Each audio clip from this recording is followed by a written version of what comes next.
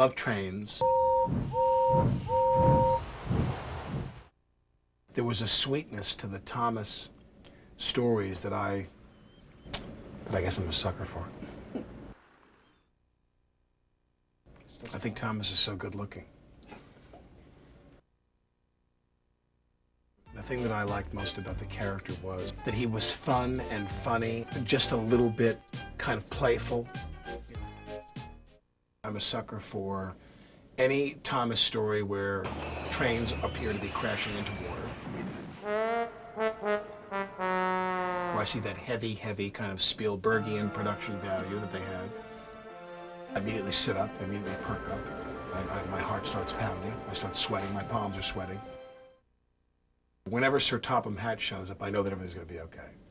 I know that he's going to, A, straighten people out, B, solve the problem. Sir Topham Hatt for mayor of New York, as far as I'm concerned. I'm hooking my wagon to a show that's already very successful. It's nice when a hit show asks you to come along for the ride.